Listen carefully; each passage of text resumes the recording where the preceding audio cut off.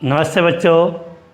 हमने अपने last class में एरिल हैलाइड या हेलो एरिन के रासायनिक गुण पढ़े थे। उसमें हमने बहुत सारी अभिक्रियाएं पढ़ी थी। आज हम नया टॉपिक ले रहे हैं। उस टॉपिक का नाम है फ्रियोन्स। तो मेरा टॉपिक बिल्कुल नया है, तो अगर किसी स्टूडेंट ने पहले की क्लास नहीं ली है तो इससे कोई इफेक्ट नहीं पड़ेगा। तो आज का अपना टॉपिक है फ्रियोन। इसी को हम क्लोरो फ्लूओरो कार्बन, इसी को आप क्या कहते हो, जो फ्रियोन लिखा है इसे हम क्या कहते हैं, क्लोरो फ्लूओरो कार्बन। क्लोरो का C, फ्लोरो का F और कार्बन का C। तो क्लोरो फ्लोरो कार्बन या फ्रियोन को शॉर्ट में हम क्या बोल देते बेटा, CFC। उम्मीद है नॉर्मली इतनी बात समझ में आपको आ गई होगी। आज का टॉपिक आपको पढ़ के बिल्कुल इंटरेस्ट आएगा और एक सिंगल चीज़ हम नहीं छोड़ेंगे जो आपको समझ में नहीं आए, तो वीडियो में लास्ट तक बने रहिए, क्योंकि बहुत सी बातें, इंपॉर्टेंट बातें हैं जो अपने इस टॉपिक के बाद अगले वाले टॉपिक में आएगी, जो हम आज पढ़ेंगे, जिसमें हम DDT BHC, ये जो दो कंपाउंड है बहुत इंपॉर्टेंट है, जो एग्जाम में पूछे जाते हैं। इनकी बातें हम इस टॉपिक के बाद करेंगे, बाद में करेंगे, इसलिए लास्ट तक बैठे रहें, ऑनलाइन क्लास अटेंड करें।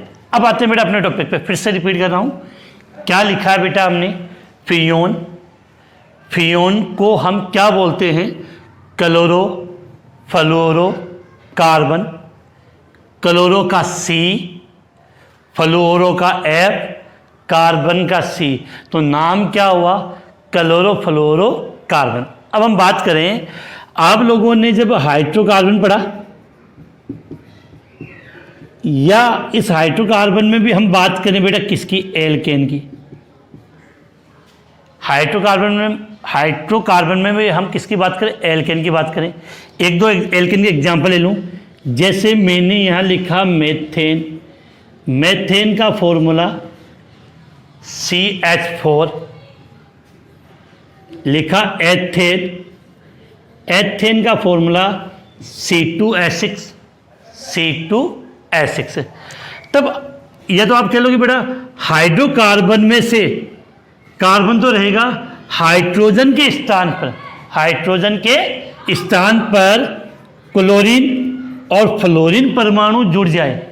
हाइड्रोकार्बन में कार्बन तो रहेगा, हाइड्रोजन के स्थान पर फ्लोरीन या क्लोरीन परमाणु जुड़ जाते हैं तो उसे हम बोलते हैं क्लोरो फ्लोरो कार्बन, CFC। यह एग्जाम्पल समझे, जैसे मेथेन है, मेथेन में कितने हाइड्रोजन जुड़े हुए, एक कार्बन और 4 हाइड्रोजन है। अगर ये चारों हाइड्रोजन यहाँ से हट जाए और इसके स्थान पे क्लोरीन और फ्लोरीन परमाणु जुड़ जाए तो उसे हम क्लोरो फ्लोरो कार्बन कहते हैं। जैसे एथेन लिखा C2H6, तो यहाँ से ये 6 के 6 हाइड्रोजन हट गए और इसके स्थान पे क्लोरीन या फ्लोरीन परमाणु जुड़ जाएगा तो उससे हम क्या बोलते हैं, फ्रियोन बोलते हैं।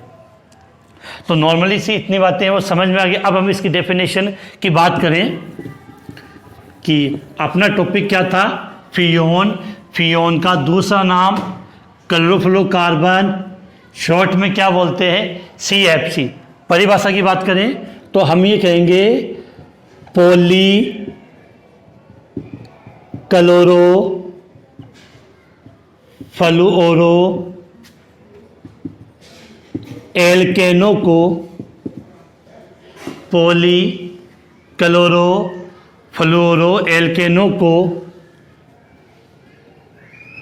फ्रियोन या फ्रियोन कह सकते हैं, या क्या बोलते हैं, क्लोरो फ्लोरो या फ्लूओरो, क्लोरो फ्लूओरो कार्बन CFC कहते हैं।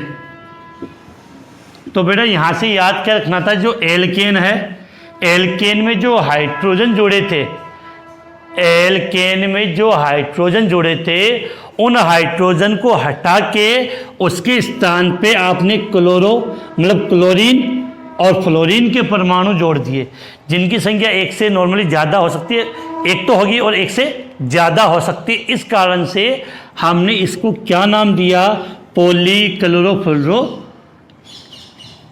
एल्केन। डेफिनेशन थी, नॉर्मली आप जानते हो कि इनका उपयोग कहाँ होता है, बात करते हैं।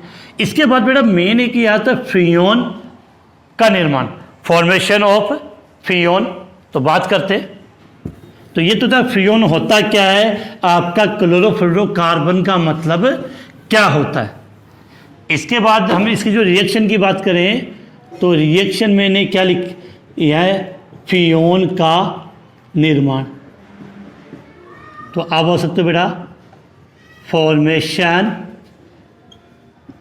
ऑफ फ्रियोन्स, फ्रियोन का निर्माण की बात करें तो बेटा जिन बच्चों ने रेगुलर क्लास अटेंड की थी उनको याद होगा कि हमने carbon tetrachloride CCl4 carbon tetrachloride की अभिक्रिया करवाई थी और वहाँ पर हमने फ्रियोन 12 का निर्माण किया था, फ्रियोन 12 का निर्माण किया था। याद है क्या रिएक्शन है तो कमेंट्स में बता दीजिए। अब बात करते हैं इसमें, तो फ्रियोन का निर्माण करना है तो हम समीकरण की बात कर रहे हैं, तो वहाँ हम ऐसे कर रहे हैं कि CCl4 क्या नाम है बेटा इसका, carbon tetrachloride, carbon tetrachloride, carbon tetrachloride. इसकी क्रिया मैं करवा रहा हूँ हाइड्रोजन फ्लोराइड से, HF से। इसकी क्रिया मैंने किससे करवाई है, हाइड्रोजन फ्लोराइड से मैंने इसकी अभिक्रिया करवाई है, और किसकी उपस्थिति में, SbCl5 की उपस्थिति में, SbCl5 की उपस्थिति में। तो हुआ क्या, अब बेटा देखो यहाँ पर Cl कितना है, 4, तो यहाँ से एक Cl बाहर चला जाता है और वो H के साथ जुड़कर HCl बना लेता है। सिंपल है, कोई हार्ड रिएक्शन नहीं है कि यहाँ से एक Cl और यहाँ से एक H बाहर चला गया HCl के रूप में। जब यहाँ से एक Cl बाहर गया तो Cl कितने बच्चे, 3, और उसके साथ आपका ये F यहाँ जुड़ जाएगा तो क्या बनेगा, CCl3F। क्या बना, CCl3F बन गया। इसका नाम होता है बेटा फ्रियोन 11। अब आप में से कमेंट्स आएगा कि सर आपने इसका नाम फ्रियोन 11 कैसे दिया, तो बेटा इसका नाम हमने फ्रियोन 11 दिया जस्ट ये निर्माण वाले टॉपिक के बाद फ्रियोन का नामकरण, नोमेनकल्चर का हम एक टॉपिक पढ़ेंगे। तो इसका नाम क्या है, फ्रियोन 11। अब मैंने क्या किया, ये फ्रियोन 11 बन गया CCl3F। इसकी क्रिया मैंने फिर से किससे करवा दी, HF से, हाइड्रोजन फ्लोराइड से, वही SbCl5 की उपस्थिति में। किसकी उपस्थिति में, SbCl5, एंटीमनी पेंटा क्लोराइड की उपस्थिति में। तो हुआ क्या बेटा, यहाँ से H और यहाँ से एक F बाहर चला गया, तो Cl कितने हो गए, 2। तो जो एक Cl गया है उसके स्थान पे क्या आ जाएगा, यहाँ पर एक F, तो क्या हो जाएगा, CCl2F2, CCl2F2 प्लस HF। इसका क्या नाम है, फ्रियोन 12। क्या लिखा बेटा, फ्रियोन 12। तो हमने 2 समीकरणें पढ़ी है फ्रियोन के निर्माण की। एक हम यहाँ एक कार्बन का कंपाउंड है, अब हम 2 कार्बन के कंपाउंड में ले लें। तो यहाँ मैं एक कंपाउंड लिख रहा हूँ C2H6। सब जानते हो C2H6 को आप क्या बोलते हो, एथेन। इसमें 6 हाइड्रोजन को हटा के मैंने 6 Cl जोड़ दिए, तो फॉर्मूला क्या हुआ, C2Cl6। तो 6 हाइड्रोजन को हटा के 6 Cl जोड़ दिए, 6 Cl जोड़ दिए। अब इसका नाम क्या होगा बेटा? Hexa chloro. Cl 6 Cl है, तो हेक्सा क्लोरो, और 2 कार्बन से इसका नाम क्या हो गया? एथेन। तो 6 हेक्सा क्लोरो एथेन, और इसकी क्रिया मैंने करवा दी 2HF से, वो किसकी उपस्थिति में? SbCl5 की उपस्थिति में। किसकी उपस्थिति में? SbCl5। अब मैंने यह हाइड्रोजन फ्लोराइड के 2 परमाणु लिए, तो साफ समझ में आता है कि यहाँ से कितना Cl? 2 Cl। यहाँ से 2 Cl और 2H बाहर चले जाएंगे, और 2 Cl बाहर जाएंगे तो Cl कितने बचेंगे? 4। अब 2 Cl बाहर चले गए, उसके स्थान पे यहाँ से 2F इसके साथ जुड़ जाएंगे, तो क्या बन जाएगा? CCl4F2। क्या बन गया? CCl4F2 plus 2HCl। इसका नाम होता है बेटा फ्रियोन 112। फ्रियोन 112। तो ये हमने क्या लिखा है? फ्रियोन का निर्माण, फॉर्मेशन ऑफ फ्रियोन। तो इसकी 3 समीकरण लिख ली थी हमने। सिंपल रिएक्शन है, याद करना था कि हम जब इसका निर्माण कर रहे हैं, जब हम इसका निर्माण कर रहे हैं तो उपयोग किसका कर रहे हैं बेटा? Carbon tetrachloride, CCl4, carbon tetrachloride. और इसकी क्रिया हम किससे करवाते हैं? हाइड्रोजन फ्लोराइड से, और किसकी उपस्थिति में? Antimony pentachloride. बाकी के रिएक्शन में बेटा मुझे नहीं लगता कि आपकी कोई प्रॉब्लम हुई होगी।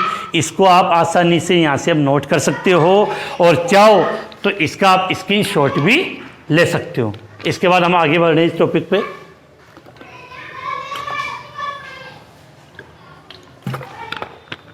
तो आगे बात करें बेटा। इतना पढ़ने के बाद अब सबसे इंपॉर्टेंट और सबसे ज़्यादा कंफ्यूजन हमें फ्रियोन के टॉपिक में जहां होता है, हम उसकी बात कर लेते हैं।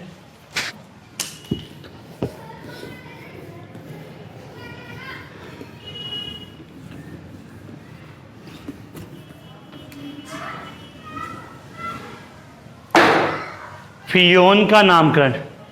किसकी बात कर रहे हैं बेटा?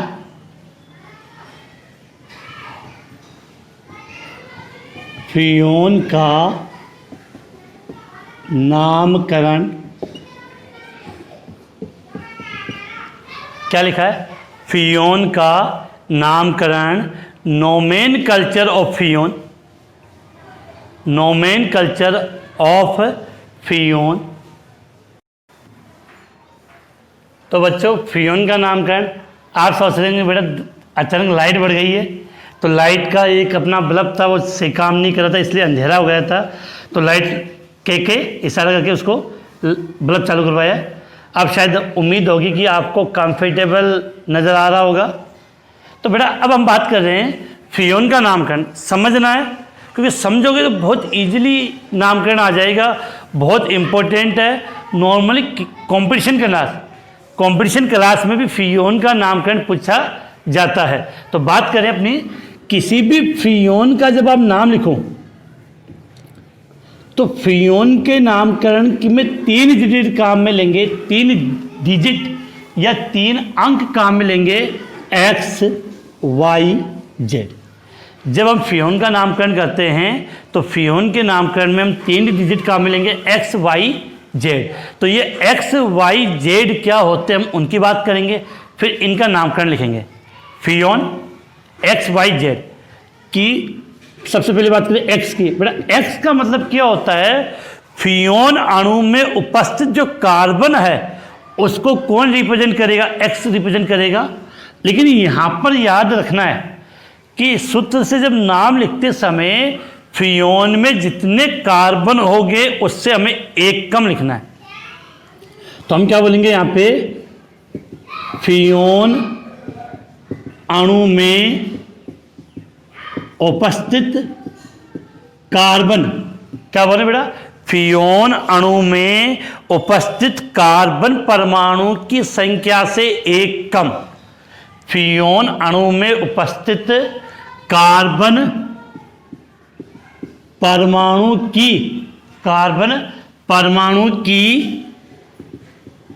संख्या से एक कम, अर्थात जितना C हो, जितने कार्बन हो, उससे एक घटाने पर X का मान प्राप्त होगा।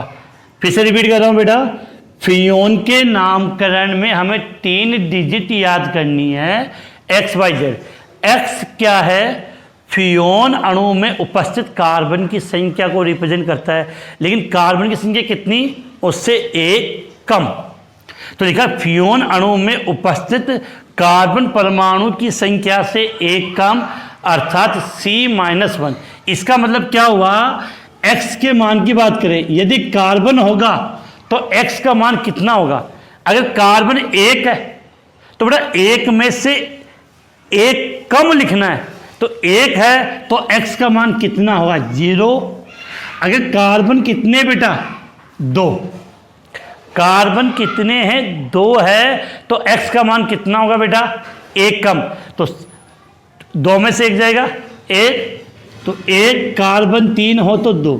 तो यहाँ से आपको बिल्कुल माइंड में ये बात याद रखनी है कि जितने कार्बन हो, X का मान लिखते समय याद रखना कि जितने कार्बन हो उससे हमें एक कम लिखना है।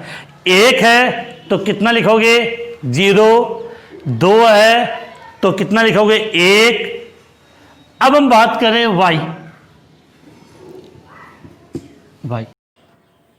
तो जो Y है वो किसको रिप्रेजेंट करता है बेटा? हाइड्रोजन परमाणु को। तो Y हाइड्रोजन परमाणु को रिप्रेजेंट करता है। तो याद रखना कि Y का मान हम कैसे लिखेंगे? जितने हाइड्रोजन होते हैं उससे एक ज्यादा। X के लिए तो क्या किया था?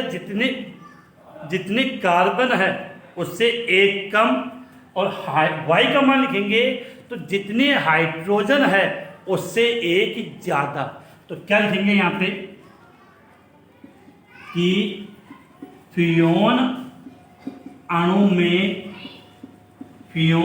में उपस्थित कार्बन परमाणु की संख्या से, फियोन अणु में उपस्थित कौन सा परमाणु बेटा? हाइड्रोजन परमाणु। फियोन अणु में उपस्थित हाइड्रोजन परमाणु की संख्या से एक अधिक, अर्थात जितना हाइड्रोजन हो उसमें एक जोड़ दो। तो Y का मान जब भी निकालना है तो हमें याद रखना है कि जितने हाइड्रोजन होंगे उसमें हमें एक जोड़ना। कितना जोड़ना? 1। अगर हाइड्रोजन 0 है, यही हम बात कर लेते हैं कि यदि हाइड्रोजन कितना है? 1 है, तो हाइड्रोजन अगर 0 ले लें, हाइड्रोजन की संख्या 0 है तो कितना मान आएगा Y का? 1। अगर हाइड्रोजन 1 है तो Y का मान 2 आएगा, और हाइड्रोजन 2 है तो Y का मान 3 आएगा। लेकिन बेटा जो एग्जाम्पल अपनी बुक में दे रखे हैं उन एग्जाम्पल में किसी में भी हाइड्रोजन नहीं है, वहाँ पर हाइड्रोजन 0 है, और हाइड्रोजन 0 है तो हम Y का मान कितना करेंगे? +1। तो नॉर्मली आप ये याद कर लेना, अपने जो 12th क्लास में जो एग्जाम्पल दे रखे हैं कि फियोन में जो Y का मान है वो सदैव अपने को कितना लिखना है? 1 लिखना है। कितना लिखना है? 1। इसके बाद हम बात करते हैं बेटा Z। जो Z रिप्रेजेंट करता है वो करता है बेटा फ्लोरीन को। फ्लोरीन जो परमाणु है उसको कौन रिप्रेजेंट करता है? Z। तो इसमें फिक्स है, जितना Z का मान हम कैसे लिखेंगे? जितना फ्लोरीन परमाणु होंगे, जितने फ्लोरीन परमाणु होंगे उतना ही Z का मान आएगा। तो इसके लिए हम क्या लिखेंगे? फियोन अणु में उपस्थित फ्लोरीन परमाणु की संख्या, ना एक ज्यादा ना एक कम, जितने हैं उतने। फिर से रिपीट कर रहा हूं, जेड के लिए जेड का संबंध किससे है? फ्लोरीन से। जेड का संबंध किससे? फ्लोरीन से है। इसका मतलब क्या था कि जितने फ्लोरीन होंगे उतने हम लिखेंगे। तो बेटा उम्मीद है ये चीज़ आपने नोट कर ली होगी। साथ में फिर से रिपीट कर रहा हूँ, हमने स्टार्ट किया फ्लोरीन का नामकरण, सॉरी फ्रियोन का नामकरण। हमने क्या स्टार्ट किया अभी? फ्रियोन का नामकरण। और फ्रियोन के नामकरण लिखते समय 3 डिजिट लेंगे। हमने रिप्रेजेंट किया एक्स वाई जेड। बेटा एक्स का मतलब क्या होगा? कार्बन। एक्स का मतलब कार्बन से, लेकिन याद रखना है जितना कार्बन हो उससे एक कम, C- में चलना है। वाई किसको रिप्रेजेंट करेगा? हाइड्रोजन को। वाई किसको रिप्रेजेंट करेगा? हाइड्रोजन को। तो जितने हाइड्रोजन हो उसमें एक जोड़ दो। और बेटा जेड रिप्रेजेंट किसको करेगा? फ्लोरीन को, एफ को। तो जितना एफ हो उतना लिखना है। तो बेटा इसको मिटा रहा हूं, कुछ एग्जाम्पल लेंगे जिससे हमें इजीली समझ में आ जाए।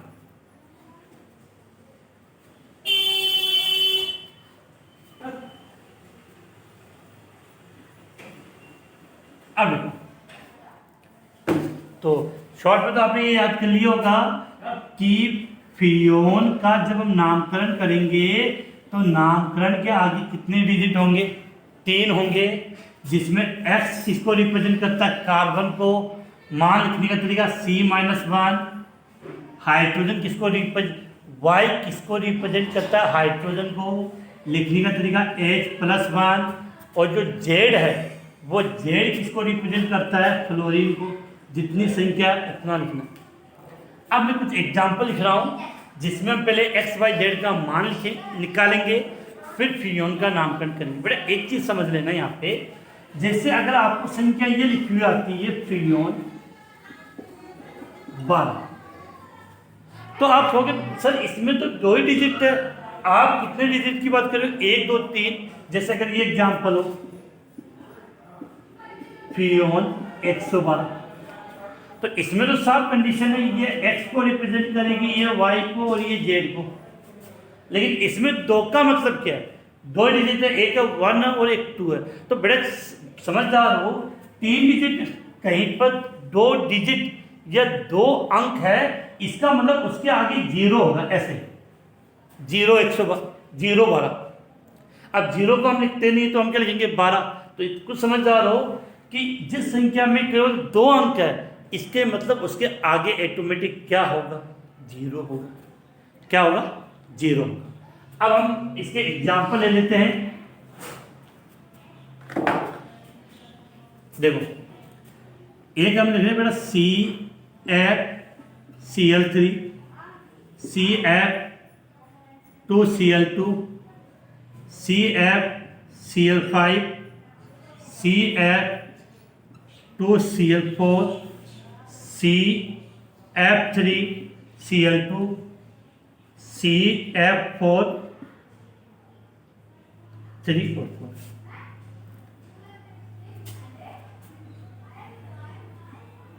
अब बात करें बेटा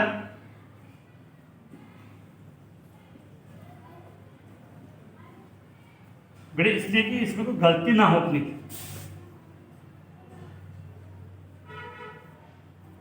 अब ये बेटा आपको यहां पर x, y और z का मान निकालना है। किसका? x, y, z का। अब देखो पहले कंपाउंड में कार्बन कितना बेटा? 1। तो हमने क्या सीखा था? x का मान निकालने का तरीका, जितना कार्बन हो उससे 1 घटाना है। तो कार्बन 1 है, तो 1 में से 1 घटाया तो कितना मान आया? 0 है x का मान। फिर y का मान कितना है? जितना हाइड्रोजन हो उसमें 1 जोड़ना है। इस फॉर्मूले में हाइड्रोजन है क्या? नहीं है। जब हाइड्रोजन नहीं है तो 0 में 1 जोड़ोगे तो 1 आएगा। और मैंने पहले ही कह दिया था कि जब आप फ्रियोन का नामकरण करो तो लगभग कंपाउंड में कितना आएगा? 1 ही आएगा। तो 1 हो गया। और जेड का मतलब क्या है? जेड का मतलब क्या है? फ्लोरीन है। फ्लोरीन कितना है? 1। तो ये आ गया 1। तो इस कंपाउंड का CFCl3 का नाम क्या हुआ बेटा? फ्रियोन 0 11। या फ्यून 11 बोल सकते हो। अब इस पर सी कितना 1, तो 1 में से 1 हटेगा तो 0, वाई सदैव कितना आएगा 1, और Cl कितना है 2। Cl की कोई बात ही नहीं होती है, बात किसकी होती है F की। ये क्लोरीन भी बताऊंगा बेटा काउंटिंग कैसे करनी है, वो अभी आगे लेंगे। F कितने बेटा यहाँ पे 2 है, तो Z का मान 2 गया, तो फ्यून का नामकरण कितना हो जाएगा बेटा 0 12 हो जाएगा। अब देखो C यहाँ 2 आएंगे बेटा, 2 के बिना तो फॉर्मूला नहीं बनेगा इनका। C2FCl5, C2FCl5। अब देखो कार्बन कितने बेटा यहाँ पे 2 है, कार्बन कितने 2 है।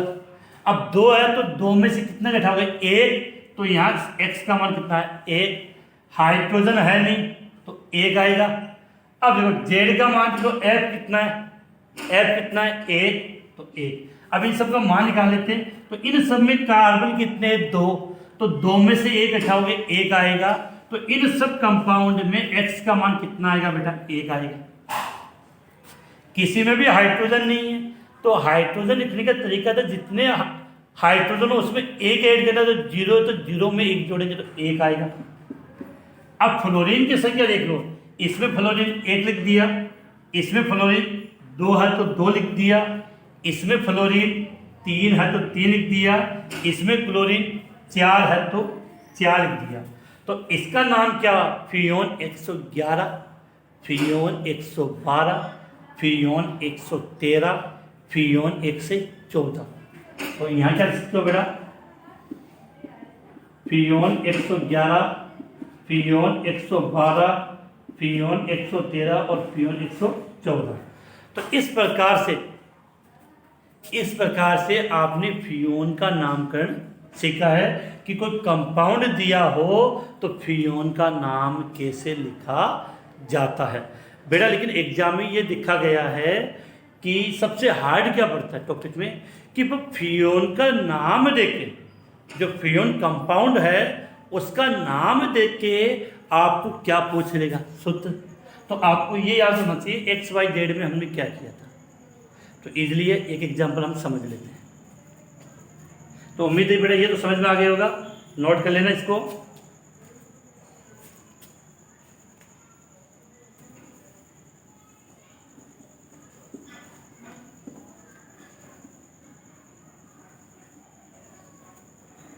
अब देखो बेटा एक आप बात सुन लेना कि जैसे एक कार्बन है बेटा तो उससे कितने बंध बनेंगे, 4 समूह जुड़ेंगे। अगर 2 कार्बन है तो कितने जुड़ेंगे, 6 न कि 8। एक बंध तो कार्बन कार्बन में हो जाएगा नॉर्मली। ये कि अब अपने को यहाँ Cl काउंट करने पड़ेंगे, तो Cl कैसे करेंगे उसके लिए है कि एक कार्बन है तो कितने जुड़ेंगे बेटा, 4 जुड़ेंगे। और 2 कार्बन है तो 2 कार्बन का मतलब कार्बन कार्बन में तो एक एकल बंध हो गया, तो कितने बचेंगे, 3 इस कार्बन के और 3 इस कार्बन के, तो 6। तो याद करना है अगर एक कार्बन लिखा है तो कुल बंध कितने होंगे, 4, और 2 कार्बन है तो याद कितना करना है, 6। समझ में आ रही। अब हम एग्जाम्पल समझते हैं।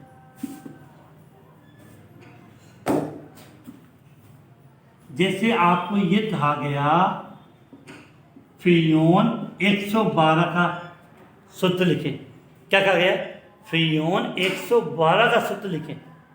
तो अब देखो बेटा हमें XYZ निकालना पहले, XYZ। तो ये 112, ये X है, ये Y है और ये Z है। X हमने क्या पढ़ा था, X क्या होता है, जितना कार्बन होता है उससे एक कम लिखते हैं। तो एक कब आएगा, जब कार्बन कितने थे, 2। एक उठाएंगे तभी तो एक आता है। तो X का मान 1 है, इसका मतलब यहाँ कार्बन कितने हुए, 2। अब बात करें बेटा हाइड्रोजन की। किसकी बात करें, हाइड्रोजन की। तो हाइड्रोजन के लिए हमने कितना सीखा था, जितना हाइड्रोजन होता उसमें हम 1 जोड़ के लिखते हैं। तो 1 लिखने का मतलब हाइड्रोजन यहाँ कितना होगा, 0 होगा। और जेड किसको रिप्रेजेंट करता है, जेड करता है फ्लोरीन को। अब फ्लोरीन कितने होंगे? 2, तो 2 मैंने फ्लोरीन जोड़ दी। अब देखो कितने कार्बन है बेटा? 2, तो मैंने कहा 2 कार्बन के लिए बंध कितने याद करने? 6, तो 6 में से कितनी फ्लोरीन जुड़ गई? 2, तो कितने बच गए? 4, तो यहाँ Cl कितना आ जाएगा? 4। तो फ्रियोन 112 का सूत्र क्या होगा? C2F2Cl4। फ्रियोन 112 का फॉर्मूला या सूत्र क्या होगा बेटा? C2F2Cl4। अब एक एग्जाम्पल हम और समझ लेते हैं इसका एक एग्जाम्पल हम और ले लेते हैं। जैसे मैं यहाँ लिख रहा हूं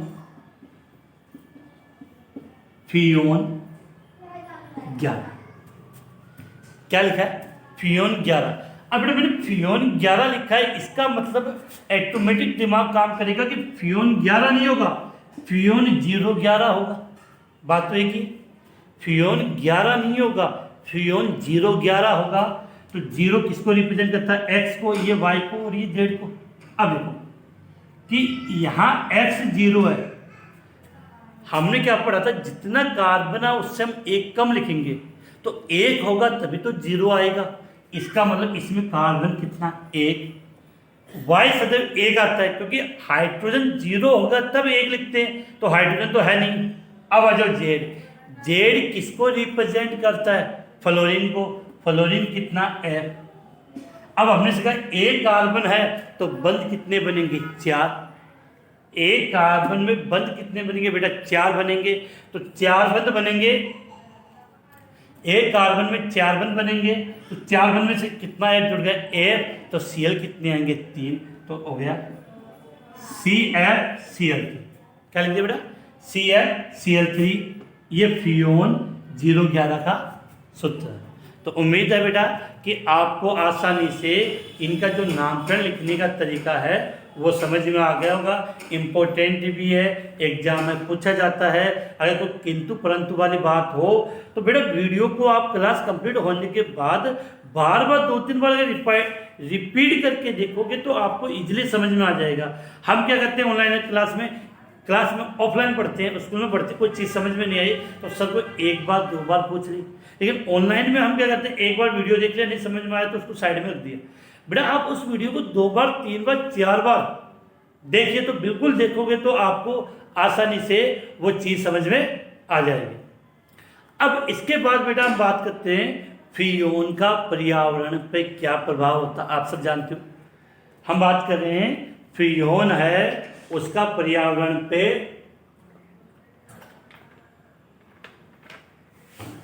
क्या प्रभाव होता है। तो देखो हम बात करें इसकी।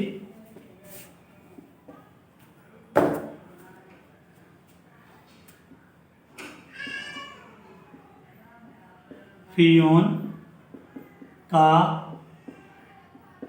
पर्यावरण पर प्रभाव, इन्वायरमेंट इम्पैक्ट ऑफ फ्रियोन। देखो बेटा आप सब जानते हो कि फ्रियोन क्या करता है? क्लोरोफ्लोरोकार्बन क्या करता है कि जो ओजोन परत होती है, ये फ्रियोन कार्बन उस ओजोन परत को नष्ट करता है, उसकी मात्रा को कम करता है, जिससे आप अपने शब्द में कहते हो कि ओजोन में छेद हो जाता है, होल हो जाता है। ओजोन जो गैस होती है, ओजोन जो परत होती है, उसमें क्या हो जाता है? एक बड़ा सा होल हो जाता है, और उस होल से सूर्य के आने वाली पराबैंगनी किरणें आसानी से प्रवेश कर जाती है। और पराबैंगनी किरणों की बहुत ज़्यादा अपने साइड इफेक्ट है, वो सब आप जानते हो। तो फिर भी हम इसकी जो रिएक्शन है, केमिकल रिएक्शन है कि ये क्लोरोफ्लोरोकार्बन फ्रियोन ओजोन गैस को किस प्रकार से नष्ट करता है अपने लिए, वो ज़्यादा इम्पोर्टेंट है, जिसकी हम बात कर लेते हैं। कि ये किस प्रकार से उसको नष्ट करता है। तो बेटा समझते हैं, कुछ चीज़ें समझा रहा हूँ कि सबसे पहले तो आप ये समझना कि ओजोन गैस, जो ओजोन गैस होती है उसका फॉर्मूला क्या होता है बेटा? O3। ऑक्सीजन में तो O2 लिखते हो, लेकिन ओजोन गैस क्या है? O3 है। और ओजोन गैस का सबसे मुख्य कार्य क्या होता है? ओजोन गैस का सबसे मुख्य कार्य क्या होता है कि ये सूर्य से आने वाली पराबैंगनी किरणों को पृथ्वी पर आने से रोकती है। तो यहां से लो, ओजोन गैस का सूत्र O3, और यह है सूर्य से आने वाली पराबैंगनी किरणें अर्थात अल्ट्रावायलेट रे, पराबैंगनी किरणों को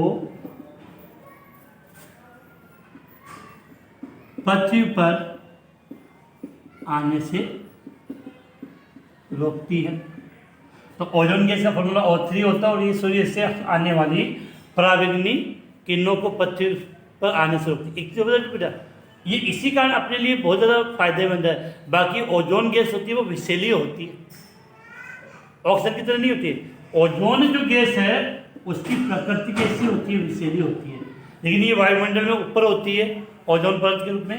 तो वहाँ पर इस अपने लिए फायदा क्या है कि ये सूर्य से आने वाली पराबैंगनी किरणों को रोकता है। अब क्या होता है कि आपका जो फ्रियोन है ये थोड़ा कम क्रियाशील होता है, और कम क्रियाशील होने के कारण वायुमंडल से ऊपर जाएगा और ऊपर जाके ओजोन गैस से क्रिया करेगा। अब कैसे वो समझते हैं हम यहाँ पे। एक का सिंपल सा मैं एग्जांपल ले रहा हूँ। क्लोरोफ्लोरोकार्बन में CFCl3 फ्रियोन 11 था। इस पर क्या होगा कि सूर्य से आने वाला कौन सा प्रकाश, अल्ट्रावायलेट पराबैंगनी प्रकाश इस पे गिरेगा। अल्ट्रावायलेट UV अल्ट्रावायलेट पराबैंगनी प्रकाश है वो इस पे गिरेगा। तो यहां से क्लोरीन मुक्त मूलक, फ्री रेडिकल क्लोरीन मुक्त मूलक का निर्माण होगा। किसका निर्माण होगा बेटा? क्लोरीन मुक्त मूलक का। समझा जो नहीं समझ में आए तो कि ये क्लोरोफ्लोरोकार्बन था, इस पे अल्ट्रावायलेट प्रकाश गिरता है तो एक मुक्त मूलक का निर्माण होता है, फ्री रेडिकल। अब कुछ बच्चों की ये समझ में नहीं आएगी सर ने ये क्या लिख दिया। बेटा हमने 11th में ऑर्गेनिक केमिस्ट्री में पढ़ा था कार्बोकेटाइन, कार्बोएनाइन, फ्री रेडिकल, मुक्त मूलक, ये इंटरमीडिएट मध्यवर्ती होते हैं। बताऊंगा अभी इसके बारे में। तो यहां से एक क्लोरीन मुक्त मूलक बनता है, तो क्या बनता है? CFCl2 + Cl। मुक्त मूलक का मतलब होता है, शॉर्ट में बता रहा हूं बेटा समझ जाए, जैसे ये एक परमाणु और ये एक परमाणु है, दोनों ने मिलकर एक बंध बनाया। तो इस बंध के निर्माण में दो परमाणु भाग ले रहे हैं। दो परमाणु भाग, इसमें एक इलेक्ट्रॉन इसका भाग ले रहा है और एक इलेक्ट्रॉन इसका, मतलब दो इलेक्ट्रॉन बंध बनाने में भाग ले रहे हैं। अगर इस बंध का समास विदलन हो जाए, समास विदलन का मतलब बंध के इलेक्ट्रॉन बराबर डिवाइड हो जाए कि इसका इलेक्ट्रॉन इसके ऊपर आ जाए और इसका इलेक्ट्रॉन इसके पास आ जाए, तो बंध का बराबर डिवाइडेशन हो जाए, तो उस कंडीशन पे इस ए पर ये इलेक्ट्रॉन आ गया। इस इलेक्ट्रॉन को मैंने यहाँ डॉट के रूप में दर्शा दिया, और ये इलेक्ट्रॉन अयुग्मित इलेक्ट्रॉन होता है। उस कंडीशन को हम बोलते हैं मुक्त मूलक। और ये जो मुक्त मूलक बनता है वो अत्यधिक क्रियाशील होता है। तो यहाँ की क्रिया से किसका निर्माण हुआ? क्लोरीन मुक्त मूलक। क्या बन गया? क्लोरीन मुक्त मूलक। अब ये क्लोरीन मुक्त मूलक अत्यधिक क्रियाशील होता है, जो ओजोन गैस O3 के साथ क्रिया करेगा। ये ओजोन तो क्या करेगा, ये एक मुक्त, और ये जो क्लोरीन मुक्त मूलक है यहां से एक ऑक्सीजन को ग्रहण कर लेगा और बनाएगा ये। अर्थात इस ओजोन गैस को किस में कन्वर्ट कर दिया? O2 गैस में कन्वर्ट कर दिया, ऑक्सीजन गैस में परिवर्तित कर दिया, और यहां क्या बन गया? क्लोरीन मोनोऑक्साइड, क्लोरीन मोनोऑक्साइड मुक्त मूलक। क्लोरीन मोनोऑक्साइड मुक्त मूलक का निर्माण हो गया। अभी क्लोरीन मोनोऑक्साइड मुक्त मूलक का यहाँ निर्माण हो गया है। अब समझना, तो यहाँ से हुआ क्या कि इस क्लोरीन मुक्त मूलक ने ओजोन के साथ क्रिया करके इस ओजोन के अणु को ऑक्सीजन अणु में परिवर्तित कर दिया और ये क्लोरीन मोनोऑक्साइड मुक्त मूलक का निर्माण कर लिया। अब ये जो क्लोरीन मोनोऑक्साइड मुक्त मूलक बनाए, ये फिर से ओजोन के किसी और अन्य अणु से क्रिया करेगा, तो देखना क्या होता है।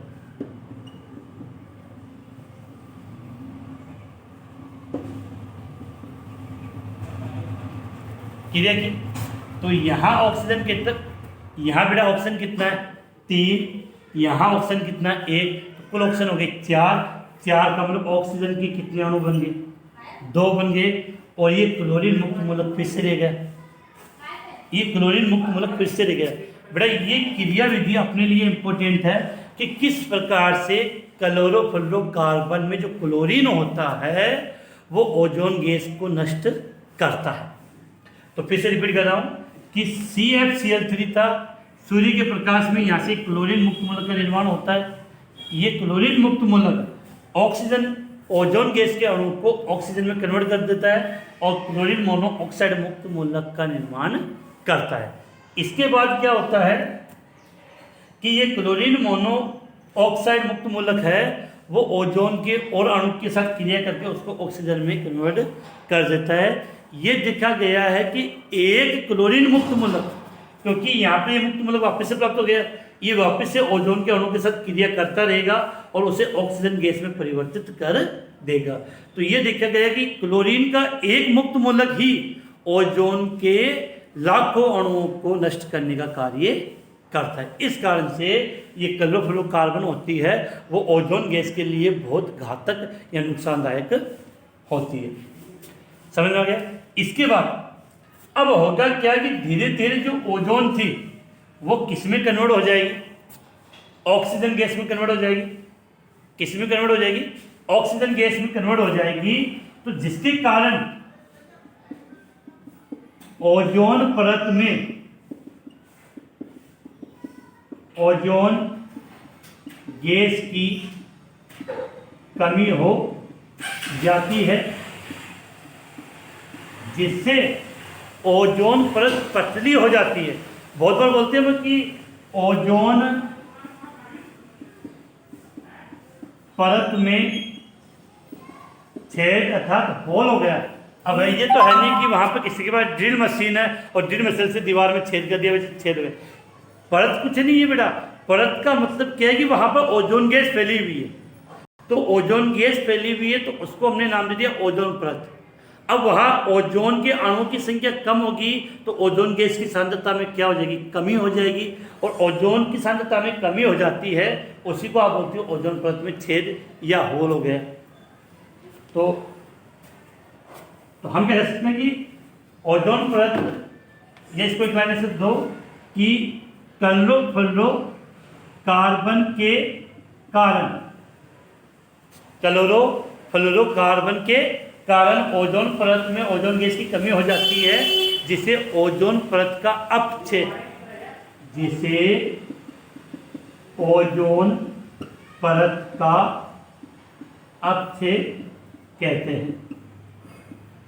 जिसे हम क्या कहेंगे बेटा, ओजोन परत का अपक्षय कहेंगे। तो उम्मीद है बेटा इतनी बात समझ में आपको आ गई होगी। इसके बाद एक क्वेश्चन हम बात कर लेते हैं, विश्व ओजोन संरक्षण दिवस। बात करें हम, ओजोन संरक्षण दिवस कब मनाया जाता है। बुक में दिया है, कभी कभार सिंपल क्वेश्चन आ जाए कि ओजोन संरक्षण दिवस कब मनाया जाता है। ओजोन संरक्षण दिवस कब मनाया जाता है, तो याद करना है 16 सितंबर। 16 सितंबर को विश्व ओजोन संरक्षण दिवस मनाया जाता है। तो उम्मीद है बेटा इतनी चीज़ें आपको आसानी से समझ में आ गई होगी। हर कंसेप्ट मैंने क्लियर कर दिया है। अब बेटा ओजोन परत की कमी हो जाएगी, ओजोन परत की कमी हो जाएगी तो सूर्य से आने वाले पराबैंगनी किरणें सीधी पृथ्वी पर पहुंच जाएगी। ओजोन परत ये तो काम करता है कि सूर्य से आने वाले पराबैंगनी किरणों को पृथ्वी पर आने से रोकता है। तो जब ओजोन परत में ओजोन गैस की मात्रा कम हो जाएगी तो पराबैंगनी किरणें आसानी से या सीधे पत्रियों पर पहुंच सकती है, जिससे अपने को त्वचा कैंसर, आंखों संबंधी प्रॉब्लम मतलब आधार परेशानियां उत्पन्न हो जाती है। इसके बाद मैंने एक छोटी सी बात और कर लें, फ्रीओन का उपयोग।